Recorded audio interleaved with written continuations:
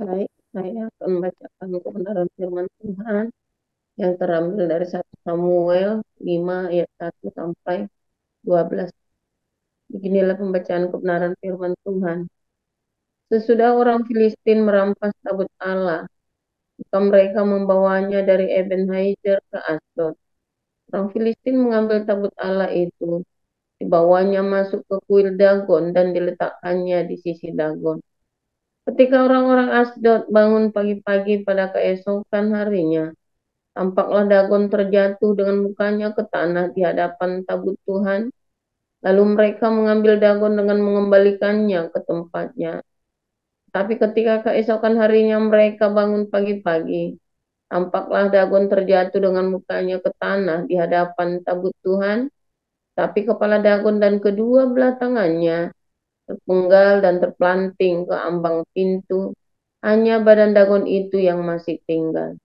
Itulah sebabnya para imam Dagon dan semua orang yang masuk ke dalam kuil Dagon tidak menginjak ambang pintu rumah Dagon yang di Asdod sampai hari ini. Tangan Tuhan menekan orang-orang Asdod itu dengan berat dan ia membingungkan mereka. Ia menghajar mereka dengan borok-borok baik Asdod maupun daerahnya. Ketika dilihat orang-orang Asdod bahwa demikian halnya, berkatalah mereka, tabut Allah Israel tidak boleh tinggal pada kita, sebab tangannya keras melawan kita dan melawan Dagon Allah kita. Sebab itu mereka memanggil berkumpul kepadanya semua raja kota-kota Filistin dan berkata, apakah yang akan kita lakukan dengan tabut Allah Israel itu? Lalu kata mereka, tabut Allah Israel harus dipindahkan ke Gad. Jadi mereka memindahkan tabut Allah Israel itu ke sana. Tapi setelah mereka memindahkannya, maka tangan Tuhan mendatangkan kegemparan yang besar, yang sangat besar atas kota itu. Ia menghajar orang-orang kota itu, anak-anak dan orang dewasa, sehingga timbul borok-borok pada mereka. Lalu mereka mengantarkan tabut Allah itu ke Ekron. Tetapi sesampai tabut Allah itu di Ekron, berteriaklah orang Ekron itu demikian. Mereka memindahkan tabut Allah Israel itu kepada kita untuk mematikan kita dan bangsa kita. Sebab itu, mereka memanggil berkumpul semua raja kota orang Filistin itu dan berkata, entarkanlah tabut Allah Israel itu, biarlah itu kembali ke tempatnya, supaya jangan dimatikannya kita dan bangsa kita. Sebab di seluruh kota itu ada kegemparan maut, tangan Allah menekan orang-orang di sana dengan sangat berat.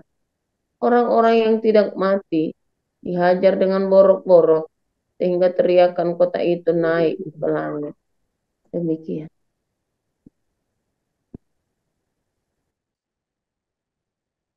Kisah Para Rasul 19 ayat 1 sampai 20.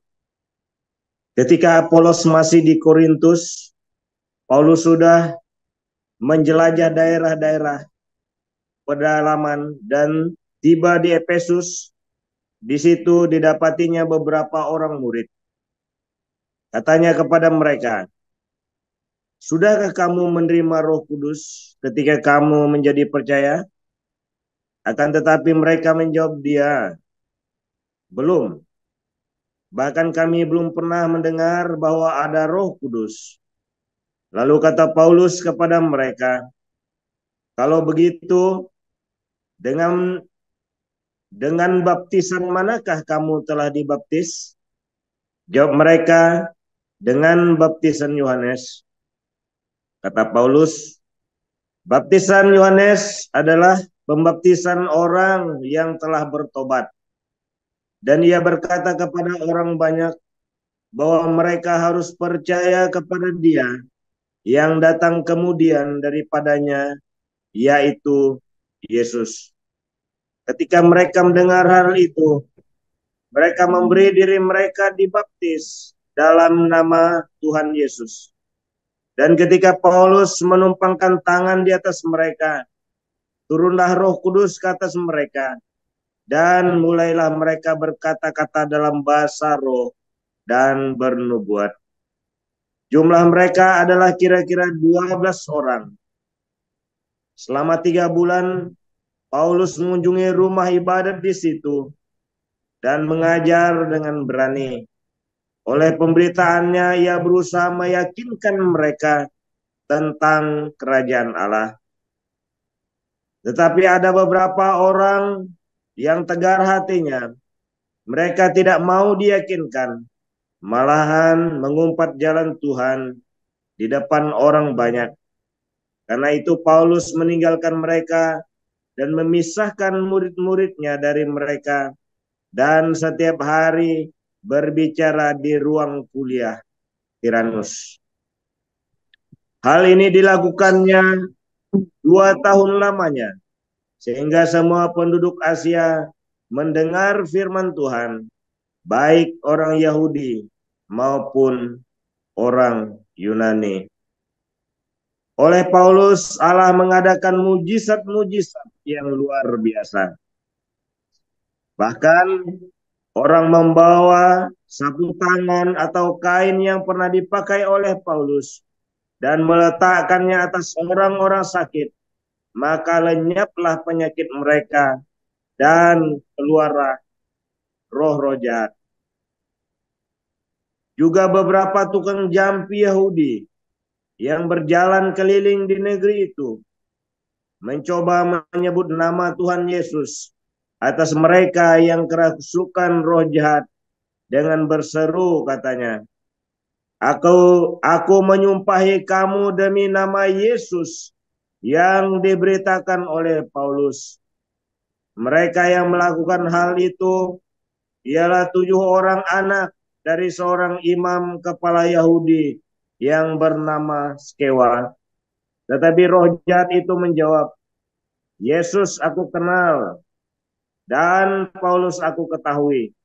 Tetapi kamu, siapakah kamu? Dan orang yang dirasuk roh jahat itu menerpa mereka dan menggagahi mereka semua dan mengalahkannya. Sehingga mereka lari dari rumah orang itu dengan telanjang dan luka-luka. Hal itu diketahui oleh seluruh penduduk Efesus, baik orang Yahudi maupun orang Yunani. Maka ketakutanlah mereka semua dan makin masyhurlah nama Tuhan Yesus. Banyak di antara mereka yang telah menjadi percaya datang dan mengaku di muka umum bahwa mereka pernah turut melakukan perbuatan-perbuatan seperti itu. Banyak juga di antara mereka yang pernah melakukan sihir, mengumpulkan kitab-kitabnya, lalu membakarnya di depan mata semua orang. Nilai kitab-kitab itu ditaksir 50.000 uang perak. Dengan jalan ini, makin tersiarlah firman Tuhan dan makin berkuasa. Kemudian daripada semuanya itu, Paulus bermaksud pergi ke Yerusalem melalui Makedonia dan Akaya. Katanya, sesudah berkunjung ke situ, aku harus melihat Roma juga. Lalu ia menyuruh 2 orang pembantunya, yaitu Timotius dan Erastus, mendahulunya ke Makedonia. Tetapi ia sendiri tinggal beberapa lama lagi di Asia. Kira-kira pada waktu itu timbul huru-hara besar mengenai jalan Tuhan. Sebab ada seorang bernama Demetrius, seorang tukang perak, yang membuat kuil-kuilan Dewi Artemis dari perak. Usahanya itu mendatangkan penghasilan yang tidak sedikit bagi tukang-tukangnya.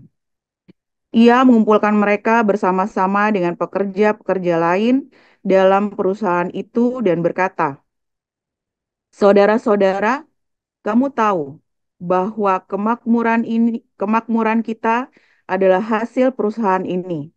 Sekarang kamu sendiri melihat dan mendengar bagaimana Paulus bukan saja di Efesus, tetapi juga hampir di seluruh Asia telah membujuk dan menyesatkan banyak orang dengan mengatakan bahwa apa yang dibuat oleh tangan manusia bukanlah dewa.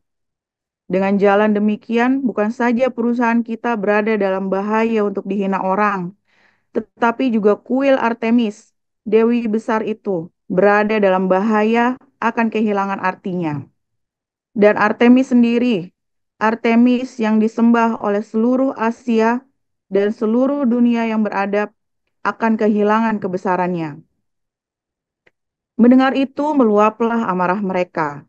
Lalu mereka berteriak-teriak, katanya, "Besarlah Artemis, dewi orang Efesus." Seluruh kota menjadi kacau, dan mereka ramai-ramai membanjiri gedung kesenian serta menyeret Gaius dan Aristarkus, keduanya orang Makedonia dan teman seperjalanan Paulus. Paulus mau pergi ke tengah-tengah rakyat itu, tetapi murid-muridnya tidak mengizinkannya. Bahkan beberapa pembesar yang berasal dari Asia yang bersahabat dengan Paulus mengirim peringatan kepadanya supaya ia jangan masuk ke gedung kesenian itu. Sementara itu, orang yang berkumpul di dalam gedung itu berteriak-teriak. Yang seorang mengatakan ini dan yang lain mengatakan itu.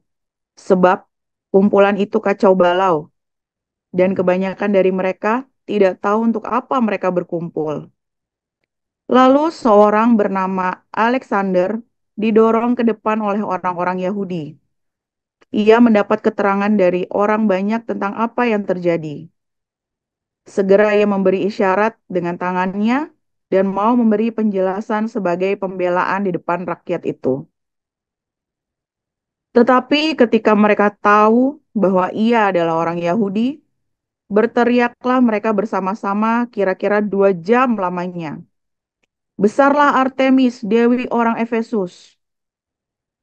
Akan tetapi panitera kota menenangkan orang banyak itu dan berkata, "Hai orang Efesus, siapakah di dunia ini yang tidak tahu bahwa kota Efesuslah yang memelihara baik kuil Dewi Artemis yang maha besar maupun patung yang turun dari langit? Hal itu tidak dapat dibantah. Karena itu, hendaklah kamu tenang dan janganlah terburu-buru bertindak, sebab kamu telah membawa orang-orang ini ke sini, walaupun mereka tidak merampok kuil dewi kita dan tidak menghujat namanya. Jadi, jika Demetrius dan tukang-tukangnya ada pengaduannya terhadap seseorang, bukankah ada sidang-sidang pengadilan dan ada gubernur? Jadi hendaklah kedua belah pihak mengajukan dakwaannya ke situ. Dan jika ada sesuatu yang lain yang kamu kehendaki, baiklah kehendakmu itu diselesaikan dalam sidang rakyat yang sah. Sebab kita berada dalam bahaya akan dituduh bahwa kita menimbulkan huru-hara pada hari ini. Karena tidak ada alasan yang dapat kita kemukakan untuk membenarkan kumpulan yang kacau balau ini. Dan dengan kata-kata itu, ia membubarkan kumpulan rakyat itu. Amin. Amin. Terima kasih untuk para rektor, untuk Ibu Sarma, Pak Kasianus Dino, dan Ibu Ayu Anggraini. Tuhan berkati ya. Kita akan masuk pada pemberitaan firman Tuhan yang akan disampaikan oleh Pastor Paul dengan judul Kuasa Nama Yesus. Judulnya Kuasa Nama Yesus. Silakan Pastor Paul. Haleluya, luar biasa. Saudara, saya pernah cerita ya berkali-kali ya, di Tegal atau di Banjaran, saya lupa ya. Kelentengnya itu di dalamnya ada patung Bunda Marianya, saudara ya. Kalau nggak salah di Banjaran ya. Kalau nggak salah di Adiwerna, ya itu ada satu kelenteng kecil. Ya, tapi kalau lagi Imlek itu, wah rame banget ya. Dan setiap kali ada orang menikah, mau orang Kristen, mau orang Buddha, orang Konghucu, ya, mungkin kalau orang Tionghoa ya, kumpulan orang Tionghoa, ya pasti ke kelenteng itu, menikahnya di situ ya. Karena memang saat itu tidak ada gedung yang besar untuk pesta ya, dan itu murah di situ ya. Sekarang saya nggak tahu ya, dulu zaman saya masih kecil. Jadi saya waktu itu kaget waktu ada patung Yesus dan Bunda Maria di dalamnya apa namanya tempat itu ya, dia ada patungnya Cilaihut, patungnya Kuan Im, Kuan Kong, terus dia beberapa dewa, ya, termasuk patung Yesus, patung Bunda Maria. Saya nggak tahu sekarang masih atau enggak ya. Terus saya terkejut, terus saya nutih, kok ada patung Yesus? Saya bilang itu. Buat saya dulu itu lucu, saudara ya. Buat saya dulu itu lucu. Nah, tetapi waktu saya di Bali tahun 2006 ya, saya lupa ya, 2004 sampai 2008 ya. 2004 sampai 2008 saya di Bali itu ada ogoh-ogoh, ogoh-ogohnya Bunda Maria, saudara ya. Ogoh-ogohnya Bunda Maria sama Yesus, saudara di Bali. Ogoh-ogoh itu kalau misalnya hari raya Nyepi itu, ya, nanti malamnya mereka tuh bakar semua patung-patung dewa, patung monster, patung apa gitu ya. Nah, nanti salah satunya itu ya, patung-patung gitu ya, saudara ya. Bunda Maria atau Yesus. Ada yang kuntilanak, ada yang wah aneh-aneh ya. Tapi kalau itu biasanya kalau yang kuntilanak segala macam itu yang dari orang Jawa itu ya, orang Banyuwangi atau orang Islam yang ikut-ikutan bikin ogoh-ogoh itu ya. Tapi kalau yang orang Bali itu, wah itu luar. Kalau yang kuntilanak itu kan cuman pakai kayu di apa, wah delay lah pokoknya ya. Tapi kalau ada yang bikin ini ya, Spiderman gede banget ya saudara ya, bagus banget ya, Spiderman gitu ya. Dibikin juga itu buat ogoh-ogoh, buat dibakar. Tapi ada yang bikin patung Yesus, saudara ya, patung Yesus, patung Bunda Maria, orang Bali ya. Bagi orang Bali, Yesus itu benar-benar Tuhan, saudara ya, dewa. Yesus adalah dewa. Maria juga dianggap dewa. Bagi orang Konghucu, Yesus itu dewa, ya, dan mereka tidak menolak. Tapi apa bedanya, saudara ya? Apa bedanya? Mengapa mereka berdoa kepada Tuhan Yesus juga? Mereka terutama orang-orang Katolik yang dalam tanda kutip yang tidak mengerti ya. Mereka cuman ya Katolik karena mau beragama saja, tapi mereka ngerti, mereka juga berdoa sama Kuan Im, mereka berdoa sama Kuan Kong kepada leluhur dan juga kepada Yesus dan Maria di situ ya. Wah itu unik ya, saudara. Kalau Anda mengerti itu unik sekali ya, sangat Pancasila sekali tuh kelentengnya tuh ya. Tapi mereka ini ya, saudara, apa yang mereka anggap adalah Yesus juga dewa, Yesus juga adalah sesembahan mereka. Saudara Paulus ketika dia masuk ke Yunani, saudara ke daerah orang Athena itu, maka dia menunjukkan ya, dia tidak menyerang dewa-dewanya orang-orang ini, saudara ya.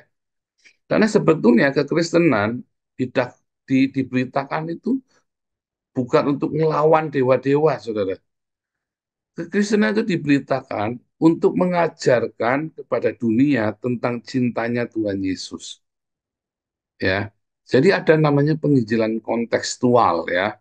Penginjilan kontekstual ini adalah penginjilan dengan menggunakan budaya lokal. Bahkan dewa-dewa lokal diadopsi, saudara ya, tapi diganti peranannya ya menjadi peranan Bapa, Roh Kudus, atau ya, Yesus atau Bunda Maria atau Santo Yosef ya dan seterusnya ya dibikin seperti itu penginjilan kontekstual.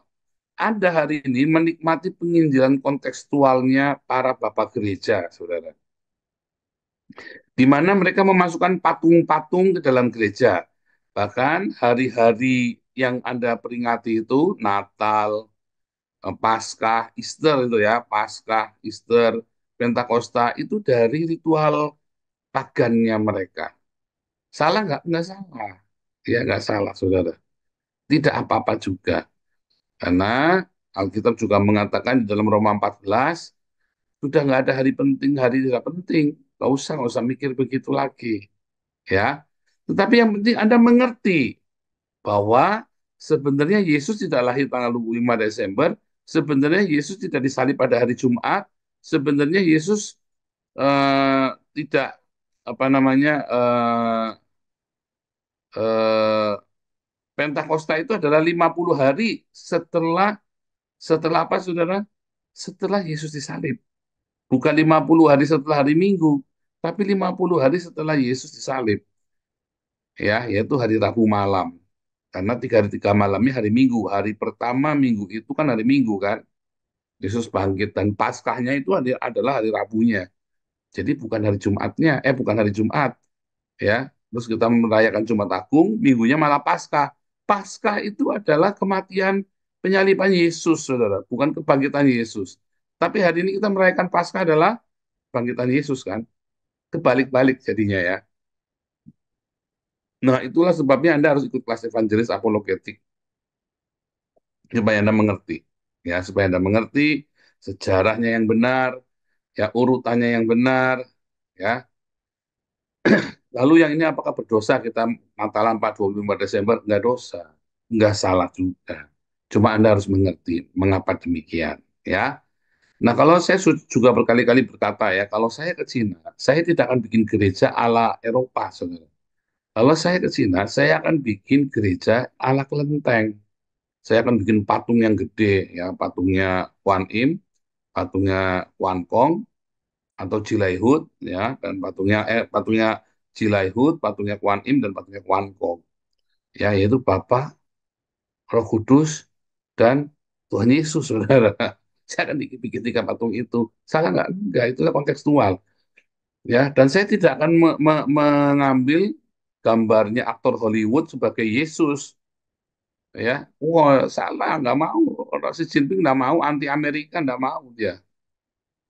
Itu tadi yang benar eh, adalah Jilaihut, Kuan Im, dan Kuan Kong. Mengapa Kuan Kong? Karena dia rela berkorban, saudara ya. Karena dia rela berkorban. Bahkan nanti di akhir zaman Yesus kan sebagai panglima perang ya. Yesus akan datang memerang, berperang, saudara ya. Benar-benar berperang ya sebagai panglima perang. Mesias yang akan datang itu benar-benar akan memerangi antikristus, saudara ya. Yaitu Imam Mahdi. Ya, dia akan kalahkan Imam Mahdi. Imam Mahdi itu antikristusnya, Imam Mahdinya Islam itu antikristusnya kita, tuh saudara ya. Nah, jadi Kuan Kong ini sang jenderal perang ini adalah orang yang penuh welas asih. Dia bisa mengasihi musuhnya, saudara ya. Dan dia setia, dan dia bisa mengasihi musuh-musuhnya. Dia hebat ya, saudara ya. Nah, cerita yang mirip, tetapi tidak, bukan itu, tetapi mirip. Dan itu bisa kita adopsi sebagai penginjilan kontekstual. Tetapi, saudara, Anda harus tetap menggunakan nama Yesus Kristus atau Yesua HaMasyiah. Mengapa demikian, saudara? Karena ketika kamu tinggalkan nama itu, di dalam Kisah Rasul 4 ayat 12, di bawah kolong langit ini, tidak ada nama lain. Mengapa? Itu adalah brand, merek. Anda mau pakai ban ya dengan kualitas apapun, Anda butuh satu merek sebagai standar kualitas Anda. Misalnya Gajah Tunggal, ya. Wah itu banyak atau banyak apa nih? Anda mau pakai ban mereknya Bridgestone. Wah. Tapi itu Anda harus punya satu brand sebagai standarmu, saudara, yang menjadi standarmu. Makanya nama Yesus itu sangat penting. Ya, nama Yesus itu sangat penting dalam hidupmu. Apapun, kamu harus punya standar nama itu, saudara. Kalau kamu punya cinta, ya cintanya Tuhan Yesus. Kekudusan, kekudusannya Yesus. Apa yang mau buat kamu moralitas, moralitasnya Yesus.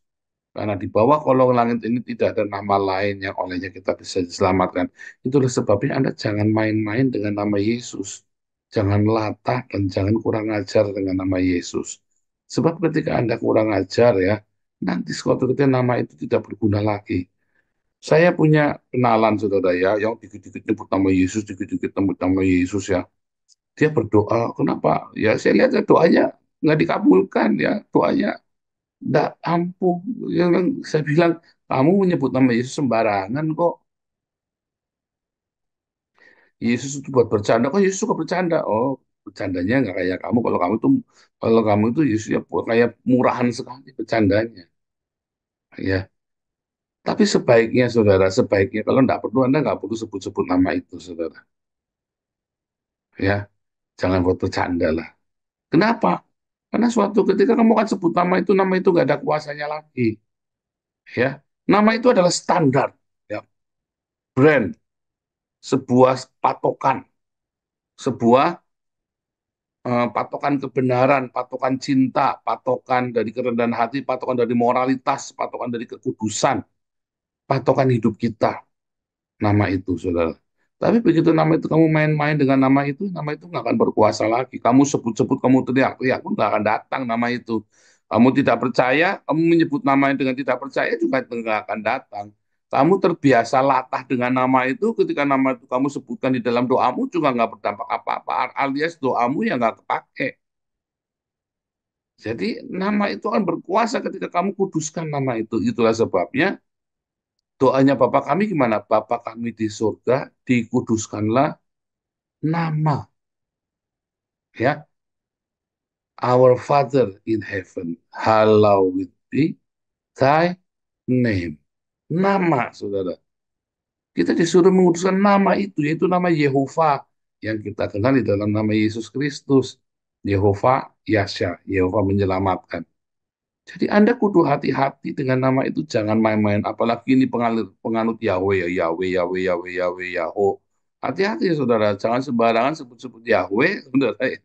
Karena suatu ketika nama itu tidak akan berguna lagi. Oh, tapi kan saya, ya kamu bilang Yahweh, Yahweh, Yahweh, Yahweh, Bapak Yahweh, Bapak Yahweh.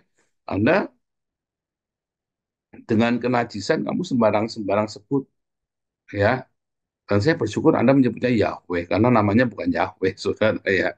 Namanya adalah Yehova yang benar. Hati-hati dengan nama itu, saudara, karena nama itu adalah kata nama itu adalah artinya adalah otoritas. Arti nama itu adalah jadi kalau apa artilah sebuah nama katanya Shakespeare, oh berarti saudara ya. Namamu siapa? Ya dalam Kabbalah itu ya namamu dihitung, nanti itu jadilah kamu tuh saudara. Ya.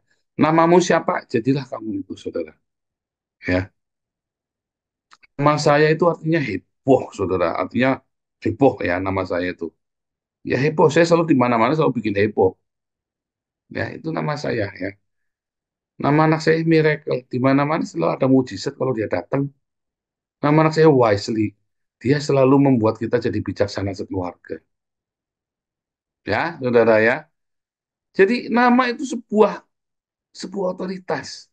Kalau kamu yakin dengan nama itu, ya, maka nama itu akan menjadi nubuatan bagimu.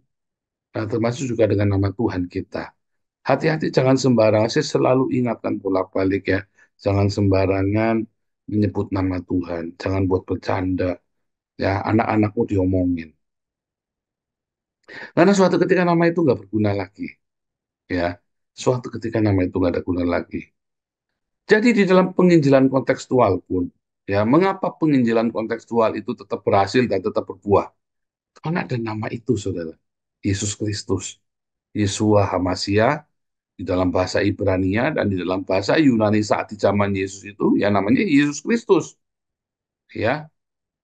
Jadi itu nama yang penuh kuasa, ya. Anda jangan pernah main-main dengan nama itu. Sebut nama itu dalam suka dukamu, di dalam kesedihanmu, di dalam keberatan hatimu. Bilang, Yesus tolong, Tuhan Yesus tolong. Nama itu akan berkuasa, saudara. Tapi kalau kamu biasa main-main dengan nama itu, kamu sampai muntah darah, sampai mencret darah, juga tidak akan ada kuasa. Nah, makanya Anda semua yang hari ini ada di dalam berbagai pencobaan, Anda yang ada di dalam rupa-rupa kesulitan, sebut nama itu dengan kesungguhan hati, dan berhentilah bermain-main dengan nama itu. Ya, dan itu kalau Anda melihat, ya, bagaimana dewa yang kita sembah yaitu Yesus Kristus. Dia itu kan dewa ya, bagi orang Konghucu, bagi orang Bali itu dewa. Itulah dewa yang kita sembah, Yesus Kristus. Adalah dewa penguasa alam semesta, raja segala raja. Dia adalah penguasa alam semesta. Dia adalah penguasa dunia orang mati dan dunia orang hidup. Penguasa alam roh dan alam jasmania. Nah, Yesus itulah ya yang memiliki hidup kita. Jadi nama itu sangat penting. Kuasa nama Yesus itu sangat penting. Ya, ketika kamu melakukan kebaikan, lakukanlah di dalam nama Yesus. Bukan di dalam nama yang lain, apalagi dalam namamu. Ya, saya ini berbuat baik, ya, karena ini saya mau, ya, ingat-ingat ya nama saya ya. Nah, ini kan, kamu berbuat baik, ingat-ingat ya, saya yang bikin baik sama kamu. Bukan, gitu. Ketika kamu berbuat baik, ingat-ingat ya, Tuhan Yesus yang bikin baik sama kamu. Setiap kali saya habis melayani dan orang itu diberkati, aduh Pak Paul kok baik sekali. Itu Tuhan Yesus yang baik sama kamu, bukan saya. Saya melakukan ini karena Tuhan Yesus. Ya, apa yang Anda lakukan hari ini? Kebaikan hatimu, bukan karena kamu, bukan karena namamu. Kita melakukannya karena Yesus. Bahkan ketika kita harus mengasihi, mengampuni musuh-musuh kita melakukannya karena Tuhan Yesus. Ketika kita harus mengasihi keluarga kita lakukannya karena Yesus. Sehingga suamimu yang menyebalkan, istrimu yang kurang ajar, ya kamu tetap bisa mengasihi. Aku mengasihimu karena Yesus Kristus. Oh, itu alasan yang sangat tepat, saudara ya, untuk bisa punya apa alasanku untuk bisa mengasihi ini, mertuaku yang kurang ajar ini Tuhan. Yesus, dia tidak layak untuk dikasihi, saudara. Apalagi mantu yang kurang ajar, yang lunjak, tidak layak dikasihi. Tapi kamu tetap mengasihi dia. Karena apa? Karena nama Yesus itu, saudara. Jadi kamu selalu ada alasan untuk tetap mencintai, yaitu apa? Yesus Kristus. Karena Tuhan Yesus yang suruh. Ya, bukan karena hebat kita, oh, karena saya mau, bukan. Pokoknya ingat-ingat, apapun yang kamu lakukan itu karena Yesus Kristus. Karena nama itu. Kalau kamu tahu setiap yang kamu lakukan adalah karena nama itu, nama Yesus, nanti mujizat menyertai hidupmu. Karena nama Yesus, kamu sebut nama itu dengan segenap hatimu, itu kuasanya sempurna. Kuasanya kan marem, saudara ya. Praktek. Ya, udah dengar, jangan cuma teori, praktek, saudara. Lakukan. Sungguh hati. Tuhan Yesus memberkati. Amin.